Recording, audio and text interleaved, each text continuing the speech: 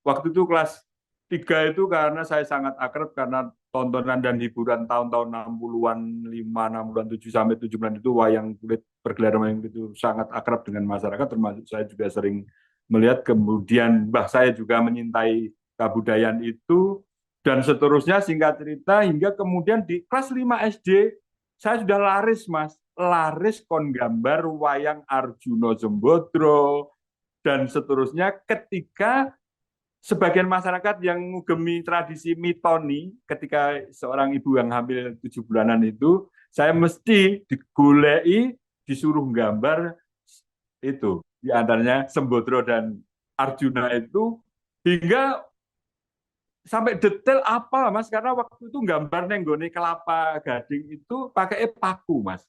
Bukan pensil terus dihapus, disetip, enggak. Sekali gores salah, sudah selesai. Telah terbit secara cetak dan digital. Majalah Kampus Indonesia edisi Desember 2024.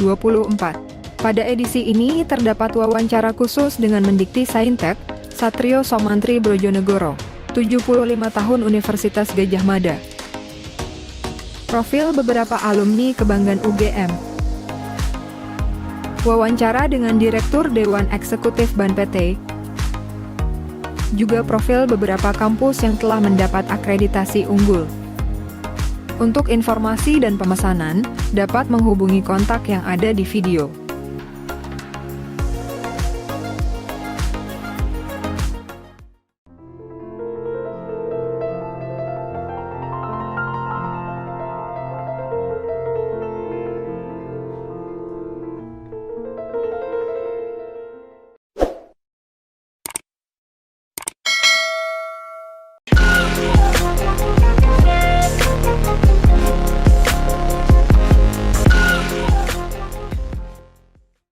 Assalamualaikum warahmatullahi wabarakatuh. Kembali lagi bersama saya Bambang GR Sadono di channel Bangsa TV pada program Tokoh Inspiratif, di mana hari ini kita kedatangan tamu yang sangat spesial dikarenakan ini sedang ada acara atau sedang ada gawe biasanya. Jadi ini kita kedatangan Bapak Hartono atau Suhartono. Beliau merupakan pelukis senior yang lahir di Sukoharjo 10 Juli 1961. Beliau merupakan pelukis senior sekaligus pemilik Galeri Proses Semarang, mungkin yang tahu, dan telah lama berkiprah di dunia seni rupa dan dikenal melalui karya-karyanya yang kaya akan makna. Terbaru ia akan menggelar pameran tunggal nih di Museum Ronggowarsito di Semarang untuk beberapa hari ke depan. Jadi untuk tanggalnya sendiri mungkin ini rekamannya tanggal 23 Desember. Jadi mungkin sampai beberapa hari setelah itu. Namun sebelum kita masuk untuk mengenal Pak Hartono, mungkin kita tanya kabar terlebih dahulu. Bagaimana kabarnya nih Pak Hartono? Alhamdulillah sehat, penuh berkah. Alhamdulillah. Iya, iya. Saya dengar ini Pak Hartono ini sekarang lagi di Museum Ronggowarsito-nya sendiri ya Pak, karena sedang Ya, menyiapkan juga. menyiapkan. Ya, sekali lagi terima kasih atas waktunya. Jadi mungkin bisa diceritakan Pak, bagaimana awal perjalanan Bapak dulu sebagai pelukis, terus apa yang mendorong Bapak untuk terjun ke dunia seni, dan mungkin apakah ada tokoh seniman yang menjadi panutan atau menjadi contoh seperti itu? Monggo. Baik.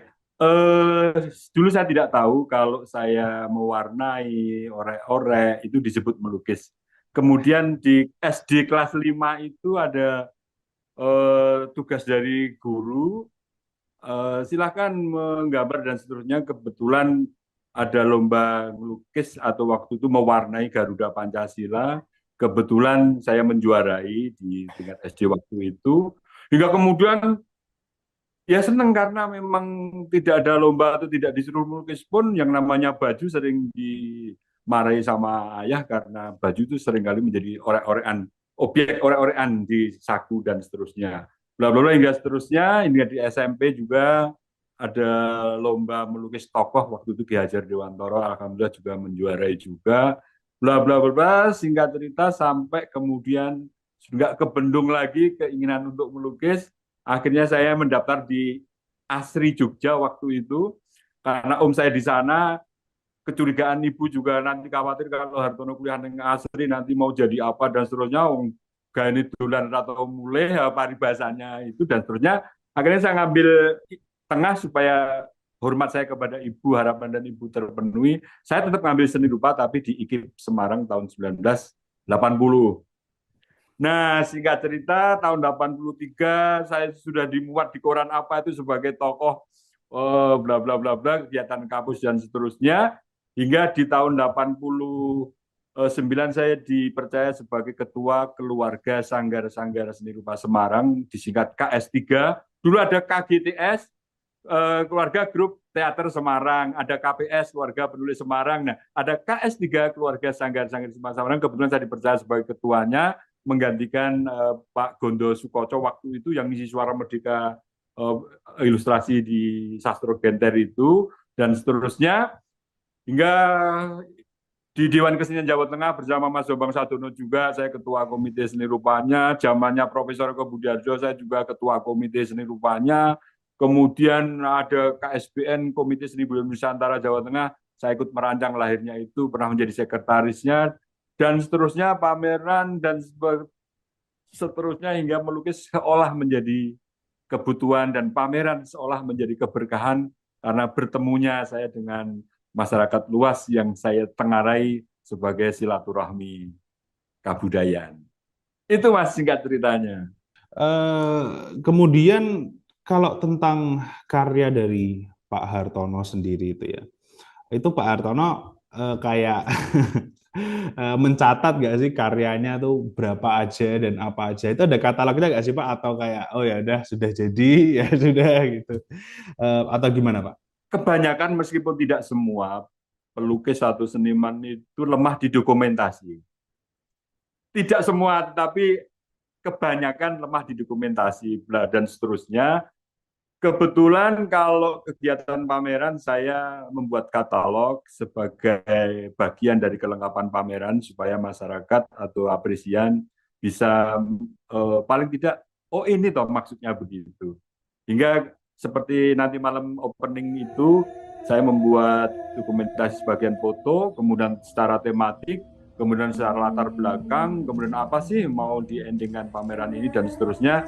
Hingga dokumentasi itu menurut saya penting, meskipun data-data yang dulu ya banyak yang hilang, Mas, ya seribu. Ini ya rada lumayan sebagian masih. Itu Mas, diantaranya adalah membuat katalog pameran sebagai kelengkapan material pameran tunggal. Ya, baik-baik. Nah, itu dari semua karya-karyanya dari Pak Hartono ya, mungkin saya mungkin udah lihat sedikit seperti itu ya Pak. Maksudnya kan tidak lepas dari wayang juga, itu juga salah satu kesukaan saya juga seperti itu Pak. Maksudnya kan dengan budaya Jawa juga seperti itu. Nah, itu ada yang paling berkesan nggak sih Pak? Mungkin dibuatkan untuk siapanya, atau kesulitan membuatnya, atau artinya. Ada nggak sih yang paling berkesan dan diingat seperti itu? Jadi mungkin nanti bisa ditampilkan di video ini juga kalau ada fotonya. Jadi bisa dilihat juga nih buat para penonton nih lukisannya seperti apa. Baik, saya berkesan membuat gambar wayang itu ketika sekolah di SD. Waktu itu kelas 3 itu, karena saya sangat akrab karena tontonan dan hiburan tahun-tahun 60-an, 5, 60-an, 7 sampai 70-an itu wayang kulit, pergelaran wayang kulit itu sangat akrab dengan masyarakat, termasuk saya juga sering melihat. Kemudian mbah saya juga menyintai kebudayaan itu dan seterusnya. Singkat cerita, hingga kemudian di kelas 5 SD saya sudah laris, Mas, laris kon gambar wayang Arjuna Sembodro dan seterusnya, ketika sebagian masyarakat yang ngugemi tradisi mitoni, ketika seorang ibu yang hamil 7 bulanan itu, saya mesti digolei, disuruh gambar itu, di antaranya Sembodro dan Arjuna itu, hingga sampai detail apa Mas, karena waktu itu gambar nenggone kelapa gading itu pakai paku Mas, bukan pensil terus dihapus disetip, enggak, sekali gores salah sudah selesai. Jadi gambar di kelapa muda atau kelapa gading itu pakai paku itu sekali salah gores selesailah. Maka di kelas 5 SD itulah saya akhirnya menjadi terbiasa, satu, kecermatan garis, kemudian kehati-hatian, dan yang ketiga ini fokus. Nah, terbawa sampai sekarang saya kalau melukis Di antaranya saya dampingkan dengan salah satu di antara adalah figur wayang. Itu Mas. Yeah. Oh, nggih. Jadi memang itu ya karena saking apalnya di ngelotok gitu ya Pak. Dari wayangnya itu sendiri. Kemudian kalau tadi mungkin yang paling berkesan ya Pak. Sekarang kalau proyek yang terbesar nih Pak Hartono. Apa nih Pak kalau yang masih ingat yang proyek Pak Hartono yang paling besar, mungkin paling sulit, paling ambisius, ada nggak Pak? Kalau penyebutannya proyek mungkin kurang pas, tetapi lebih kepada proses penciptaan. Saya sangat membela Buto Cakil. Ah, akhirnya saya membuat lukisan, saya juduli Sang Bintang.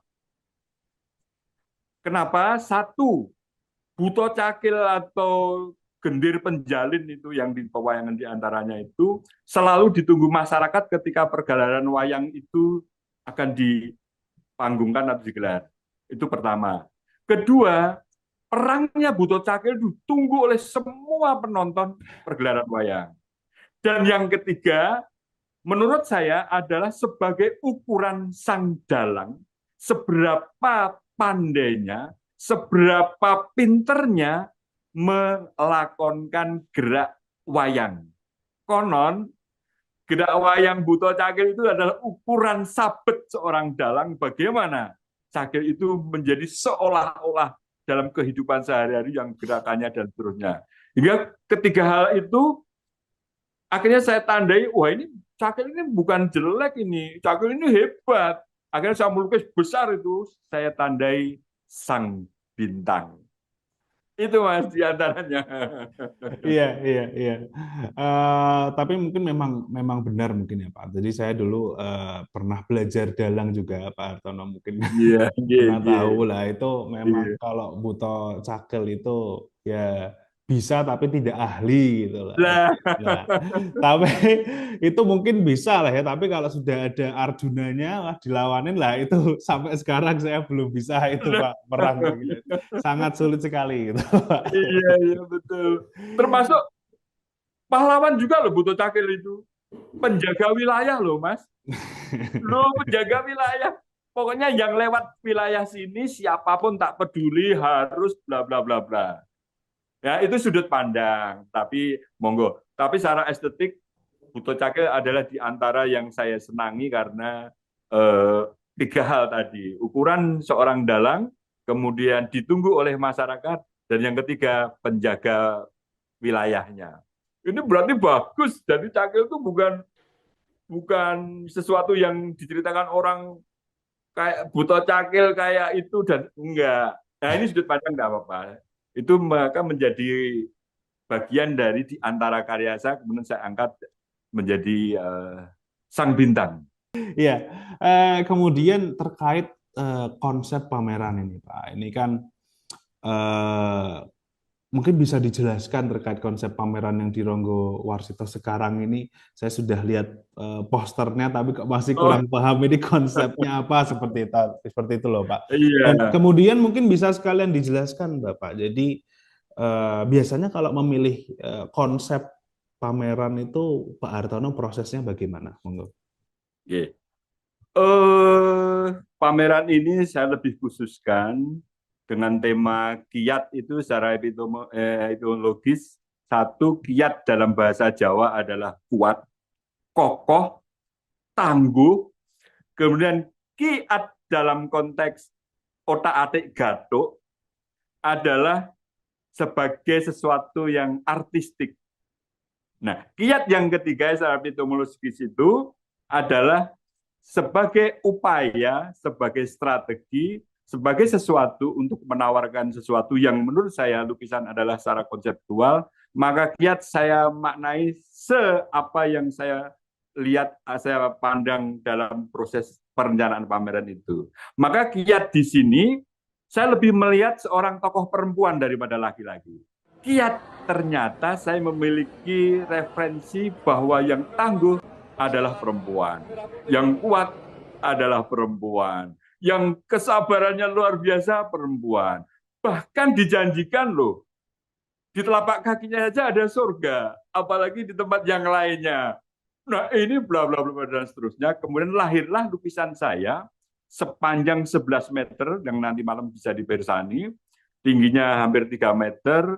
Kemudian saya menyerap beberapa hal tentang kehidupan seorang perempuan yang mulai lahir, kemudian apa dan seterusnya, termasuk perempuan yang di latar belakang apapun, dimanapun tempatnya, ia ingin terlihat cantik.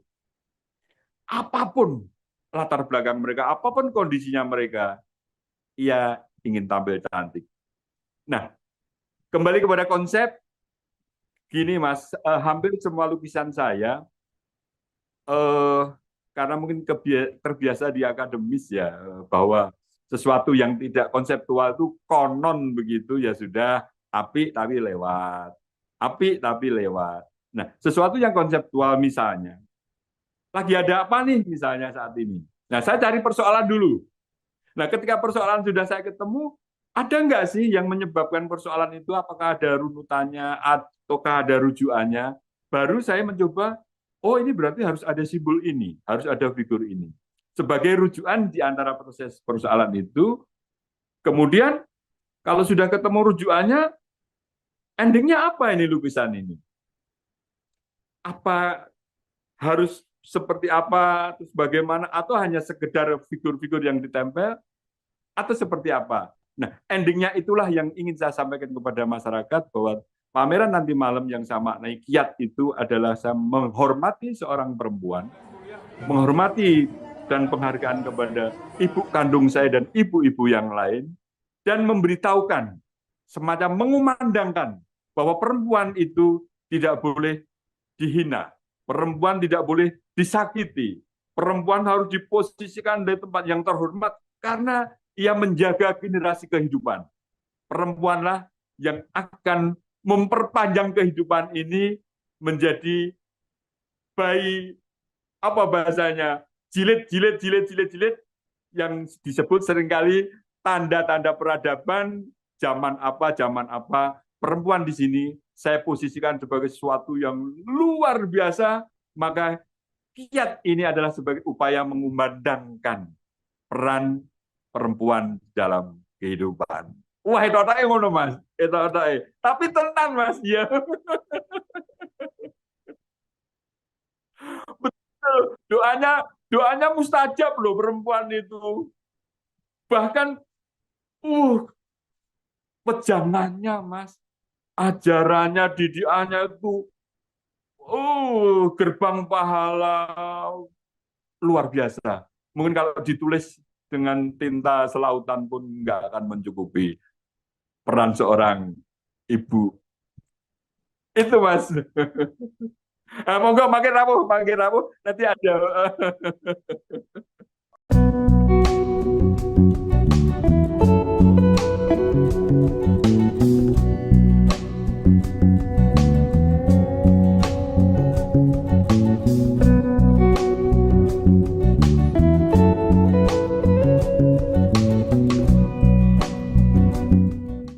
Jadi mungkin tadi kalau terkait konsep seperti itu ya, maksudnya kan tadi tentang perempuan berarti ya, kiat dan Ya, kuat itu tadi.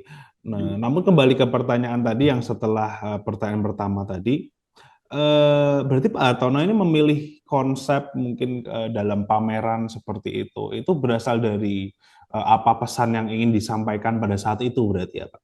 ternyata juga akumulasi dari persoalan. Sampai hari ini perempuan masih menjadi objek kekerasan.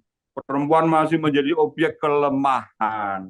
Perempuan masih menjadi objek ketidakmampuan. Itu yang saya hadirkan, bahwa perempuan adalah is the best, kuat, doanya mustajab. Oh, saya kalau bahkan kalau tadi saya matur ditulis dengan tinta selautan pun seorang ibu nggak akan itu. Itu yang pertama. Yang kedua, akumulasi dari persoalan cerita, berita, peristiwa itulah yang menguatkan saya. Kiat itu menjadi dua hal. Adalah kiat sebagai niat, sebagai upaya, sebagai strategi, usaha untuk mengumandangkan bahwa perempuan itu adalah orang yang hebat, orang yang harus dihormati, tidak boleh disakiti, bahkan nah ini tadi sebagai keberlanjutan kehidupan karena mendidik seorang laki-laki hanya satu orang, Mas. Tapi kalau mendidik perempuan satu generasi keberlanjutan kehidupan peradaban dasarnya. Maka kiat di sini adalah tidak semata-mata kekinian tetapi akumulasi dari jejaknya perempuan yang hingga hari ini kekerasan masih ada, bahkan melecehkannya masih banyak. Bahkan disebut perempuan itu tidak punya kemampuan apa, hanya ini, hanya itu, tidak. Nah, di lukisan saya ada tokoh-tokoh yang nanti bisa menguatkan bahwa perempuan adalah gerbang pahala, perempuan adalah keberlanjutan kehidupan dalam peradaban di segala zaman. Wah, untuk Mas aku semangat Mas. Kalau cerita tentang lukisan. Iya. Dan itu ya Pak, maksudnya setahu saya ini juga bukan pertama kali ya Pak Hartono menggores lah tentang konsep ini. Kalau tidak salah beberapa tahun yang lalu juga pernah itu ya pameran Sang Hyang Ibu kalau nggak Iya, salah juga betul. pernah ya, Iya. dan itu ya jadi memang beberapa sudah hampir mungkin 10 tahun atau 8 tahun Pak Hartono ini menggelar Iya. berbagai macam pameran seperti tadi, dan konsepnya juga menggores sedikit tadi Sang Hyang Ibu, terus kemudian yang tahun 2022 lalu juga Bung Ayo Bung juga Iya. itu juga Iya. merupakan pameran yang luar biasa. Nah, kalau berbicara soal pamerannya Pak Hartono ini sendiri, itu sudah kira-kira sudah berapa kali ya Pak itu ya Pak? Kalau pameran tunggal 15 kali di berbagai kota, Jakarta, Surabaya, Jogja, Solo, Semarang. Tapi kalau pameran bersama-sama, alhamdulillah sejak tahun 80 itu hingga sampai sekarang. Pernah juga sampai di Jepang, Polandia. Bahkan kemarin bulan Oktober kemarin drawing internasional. Jadi eh, tokoh-tokoh pelukis Indonesia bahkan dari luar negeri kita ada di dalamnya juga. Terus pameran di Jogja.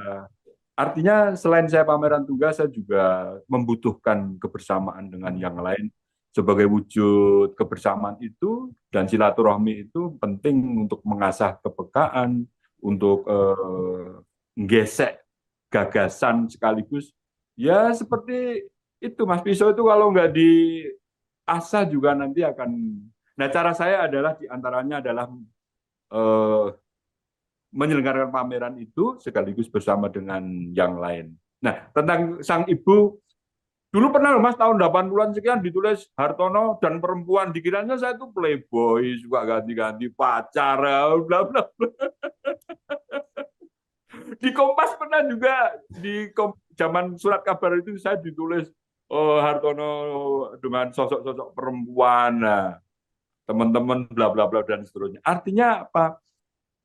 Saya seperti hari ini pun kalau saya tidak didampingi seorang ibu yang bijaksana, ibu yang memahami tentang apa, mungkin saya juga lepas dari bagaimana peran ibu itu menjadi luar biasa, termasuk berkali kami mengumandangkan tentang apa perempuan, hingga sampai kepada proses kehidupan rumah tangga, perempuan adalah bla bla bla bla bla bla bla itu, hingga sekarang saya kalau bicara tentang perempuan saya ingin menunjukkan bagaimana sih saya supaya perempuan itu tidak disakiti, tidak dihina, tidak dilecehkan.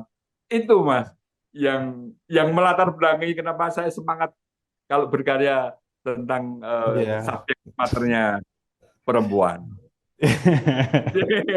Iya, baik Pak Hartono. Kemudian ini kan merupakan itu tadi 15 kali itu kan merupakan pencapaian yang sangat luar biasa seperti ya Pak. Jadi bahkan sampai ke luar negeri dan keluar kota dan lain-lain. Nah itu saya sedikit penasaran itu Pak. Itu kalau seperti sekarang ini ya Pak, ini kan sedang pameran dan lain-lain. Iya. Itu apakah sudah ada target untuk pameran selanjutnya apa tidak seperti itu, Pak. Dan Oh, iya. jika iya itu biasanya prosesnya bagaimana itu resapan inspirasinya untuk pameran Oh, selanjutnya itu apakah sesuatu yang Bapak target rencanakan atau hanya iya. seperti oh saya membuat pameran enaknya bagaimana gitu. Bagaimana Iya. Pak? Monggo. Pameran ini juga bagian dari proses langkah kemarin. Kemarin 2024 itu saya juga pameran di Surabaya, pameran tunggal dengan tema Sang Fajar. Lukisannya Bung Karno kabeh. Wah, pembukaannya pas tanggal lahirnya Bung Karno 6 Juni ya, dan seterusnya. Nah, target ada dua hal yang ingin saya sampaikan. Pertama, target pameran itu adalah terpenuhinya materi dan terselenggaranya silaturahmi. Nah, target aktivitas, target gerak, target peristiwa keseniannya kayaknya juga mengalir gitu loh Mas. Misal, ini saya sudah ditawari pameran tunggal di Jogja, di Museum Jogja kembali. Bahkan kemarin ketika Prof. Cep mantu itu, kebetulan saya rawuh, panggil Mas Bambang Sadono juga, saya ketemu teman dari Solo, saya juga ditawari pameran tunggal di Solo. Dan seterusnya termasuk untuk di Surabaya juga saya sudah ditawari Mas Hartono monggo pameran tunggal bulan apa bla bla bla bla supaya kita teman-teman Surabaya bisa mendukung. Dan termasuk yang Jakarta ini sudah disiapkan teman untuk pameran tunggal di Jakarta. Kemudian saya teman dari Jogja ya cukup punya nama juga ini juga sudah menyiapkan untuk proses perjalanan pameran tunggal itu yang insya Allah nanti habis dari ini nanti saya pameran tunggal di Jogja kemudian ke Solo insya Allah ke Surabaya setelah itu baru ke Jakarta jadi sudah kayak mengalir gitu loh Mas ada sedulur gitu loh Mas ada sesuatu yang tadi saya matur penuh berkah ternyata silaturahmi ada sesuatu yang nggak nalar. Misalnya, saya pameran di Surabaya. Ketemu wong kok dermawan banget gitu loh. Apa butuh Mas Dartono? Apa butuh? Saya tidak minta. Betul, Mas. Termasuk ya lukisan juga dikoleksi juga. Saya juga tidak tidak bilang harganya berapa karena lukisan saya yang dikoleksi oleh seseorang itu langsung saya transferkan ke istri saya. Jadi jumlahnya berapa saya nggak mau tahu. Betul, Mas. Jadi isinya berapa, jumlahnya berapa, aku nggak mau tahu. Karena kalau lukisan saya dikoleksi oleh seseorang yang disebut itu, sudah saya transfer ke istri saya. Nah, persiapan-persiapan itu saya mengalir, saya menggunakan konsep silaturahmi di tengah masyarakat kepada siapa, barangkali ada sesuatu yang saya bisa memberi kebermanfaatan. Nah, dari situ kemudian berkembang, alhamdulillah sampai sekarang itu nuwun sewu, kalau mau pameran tunggal itu alhamdulillah bayangan saya dulu zaman dulu itu kalau mau pameran tunggal sulitnya seperti apa dan terusnya. Alhamdulillah sekarang ini kok nuwun sewu saya dimudahkan dalam proses penyelenggaraannya. Mungkin itu Mas, nuwun sewu ngalor ngidul. Ya, ya tidak apa-apa Pak Hartono karena memang ya ternyata itu ya prosesnya sangat luar biasa sekali dukungan dari komunitas, dari masyarakat, kemudian dari orang-orang yang dermawan ini berarti memang luar biasa padat jadwalnya Pak Hartono ya. Dan itu kan pameran tunggal seperti itu ya Pak Hartono, belum yang pameran yang tidak tunggal seperti itu Iya. masih ada. Iya, jadi ini pertanyaan terakhir, sayangnya Pak Hartono, semoga nanti bisa sharing-sharing lagi. Nah, ini berbicara mengenai mimpi dan tujuan besar Pak Hartono. Jadi Bapak Bapak Hartono ini sebagai seorang seniman, ya, seniman sudah lama malah melintang di dunia seni rupa di Indonesia. Itu mimpi dan tujuan besarnya bagaimana itu Pak terkait perkembangan seni di Semarang bahkan mungkin di Indonesia walaupun mungkin di Indonesia mungkin sudah mulai banyak yang mengapresiasi seperti itu ya Pak. Tapi kalau untuk di Semarang sendiri Bapak melihatnya bagaimana nih Pak? Saya mulai dari Semarang dulu. Semarang itu sampai sekarang masih obor belara, Mas. Jadi usut, biar hilang. Apa lagi biar menyala hilang. Bla bla bla bla. Tetapi bukan kemudian yang disebut obor belara itu jelek, tidak baik, bukan. Proses kebudayaan adalah proses perjalanan. Proses berkesenian adalah proses bagaimana kita bisa mengalir di dalamnya, bisa memberi sesuatu dan bisa mewarnai. Maka dalam proses berkesenian adalah proses yang harus terus-menerus menjadi satu konsistensi, menjadi satu harapan yang tadi disebut mimpi apa dan seterusnya itu. Kalau saya, Mas Nuwun Sewu, punya kebiasaan yang paling dekat yang bisa dilakukan apa, itu saya lakukan. Kemudian yang paling jauh apa yang mau digerakkan, ingin bermanfaat bagi orang lain. Sehingga rumah di tempat saya, mimpi saya, supaya rumah tempat tinggal saya, rumah berproses di tempat saya, supaya ada kebermanfaatan. Maka efeknya adalah, ya 24 jam, teman main, teman tidur, teman ngelukis bareng, teman dan seterusnya. Mimpi dalam pemahaman ini adalah satu gambaran bahwa berkesenian itu tidak boleh, maaf bahasa saya, harus terus dilakukan. Seperti kentongan, Mas. Kentongan itu hanya dipukul sekali, tong, tong, tong, tong, besok tidak dipukul lagi, selesai. Tetapi kalau setiap sore dipukul, setiap sore dipukul, setiap sore dipukul, disitulah kemudian yang disebut saya mimpi tadi akan menjadi kenyataan karena ada pembiasaan. Ada satu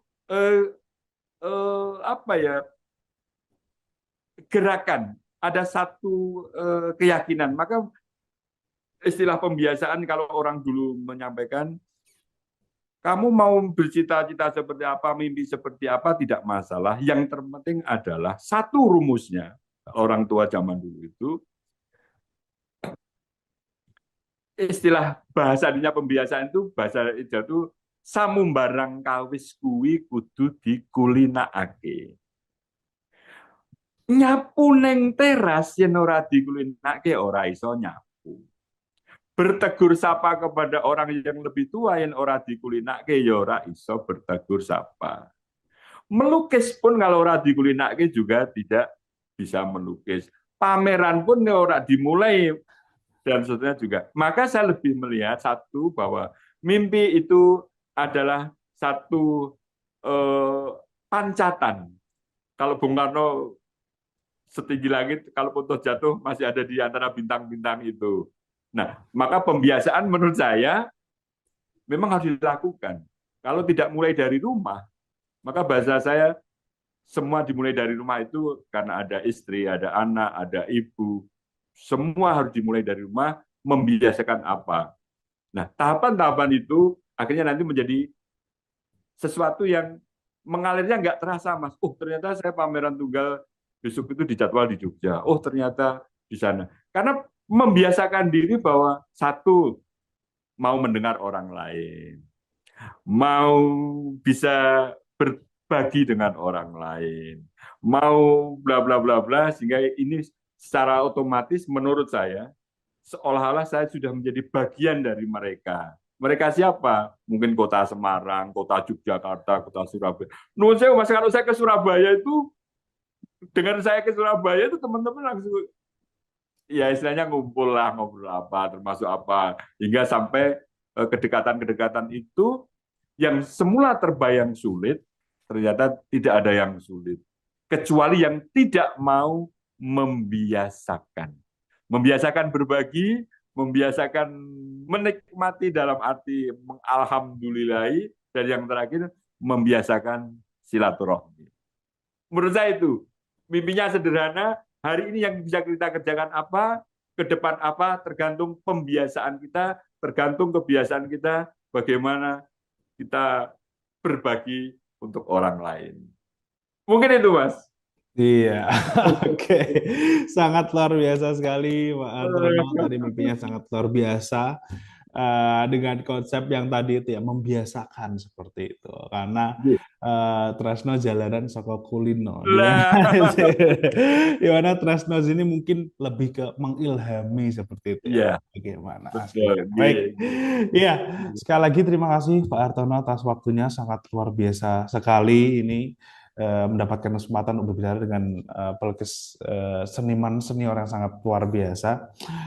Jika begitu selesai sudah diskusi kita pada hari ini, Pak Hartono. Saya mohon maaf apabila ada salah-salah kata mungkin atau kata yang kurang Oh, iya. mengenakan kepada Pak Hartono dan juga para penonton dimanapun berada. Jika begitu, wassalamualaikum warahmatullahi wabarakatuh. Nama saya Bambang GR Sadono, tetap di channel Bangsa TV. Buku 100 Perguruan Tinggi Akreditasi Unggul berisi tentang profil dan perjalanan dari 100 perguruan tinggi yang telah mendapatkan akreditasi unggul. Untuk informasi dan pemesanan buku, bisa menghubungi salah satu nomor yang tercantum dalam video